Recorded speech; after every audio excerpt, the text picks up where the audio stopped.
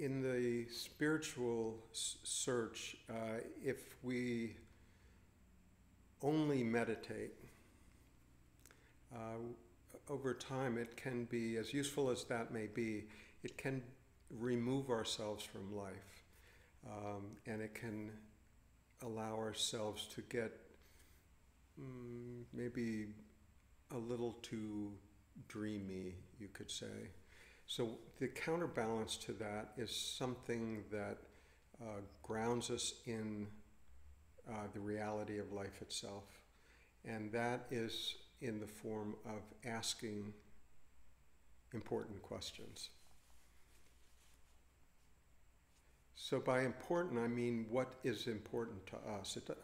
It may be whatever question that you have about how life works, how this body-mind works, how your relationship with other people, place in the world. It can be whatever you yourself choose to be of importance to you. Because if we're just choosing something out of some idle curiosity, it won't have any energy behind it. But if we're asking a question that we really don't know the answer to, and that we really want to know the answer to, then it has some power, has some energy. And these are valuable questions. So the questions that are asked, it's important to remember that the point isn't to get a good answer. The point isn't to get an answer that you can explain to your friend over coffee how you asked this question, now you have the answer to it, case closed. The purpose of really good questions is to take you to the frontier of the thinking mind, to take you to the point where the mind isn't able to come up with a nice, succinct, coherent answer. It's really to get you to the point where the answer is more, not really complex or not really simple, but just beyond the ability of the mind to comprehend it. So a question that takes you to that frontier is a useful question. You know, whatever that question is for you. You know, maybe it's, you know, what is love? You know, what is this existence? Who am I? Classic question from Ramana. Whatever has juice for you is the proper question. The way to ask the question is to ask it, I'd suggest either out loud or in writing. That just clarifies to us what the question is. It's also important to simplify the question. If you're having to write 2 or 3 pages to say what your question is, it's not simple enough. 1 sentence, maybe 2 at the most. A way that condenses down to its real essence of the question that has the most juice for you. And ask that question. Ask it out loud. Write it in your journal. Come back to it the next day. Come back to it the day after that.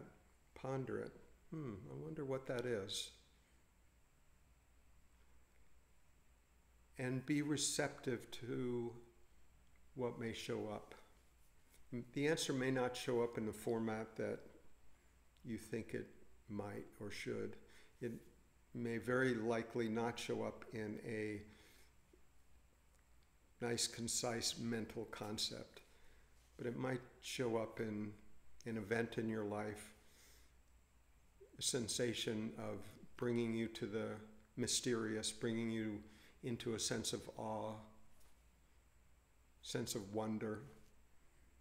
I wonder really who I am, what this is. You know, I know that I have my story and my history and my current situation and my hopes and my dreams, and my family and my career, but what am I? That's a question that leads us into just a sense of wonder, curiosity. And that's what gives that question, or a question of that dimension, you could say, vitality. It can be a question about how, when we find ourselves relating to others in a way that doesn't feel comfortable, doesn't feel right, tends to create separation between ourselves and others, then it's a useful area of inquiry. I wonder what I am doing that's creating that situation, creating that sensation. How am I keeping myself separate from this other person? And let the question be there. Don't demand an answer within your time frame. Put the question out there. Give the universe its time to sort of show you the answer in the most appropriate way for you.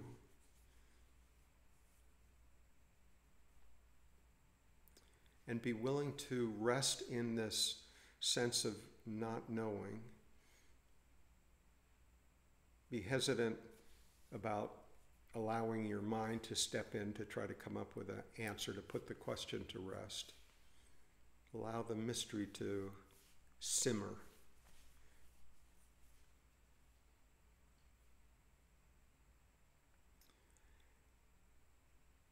And in this way, we can learn about the deepest possibility of ourselves, because these kinds of questions will pull us into the unknown. I mean, the unknown sounds, very mysterious, very spiritual, the unknown. But it's really an area where we don't know, where we can't know in our usual conceptual terms. We can have the experience of it. We can have the joy of it, the wonder of it, just the deep sensation of being comfortable with life. Those are possibilities that are beyond the conceptual mind. And so inquiry can take us there. And so to use those questions to bring us into the unknown, into the mysterious, into the unmanifest, into the spiritual, what's typically called the spiritual side of life. It's all one, but it is outside of our normal thinking conceptual mind. So this is the power of inquiry.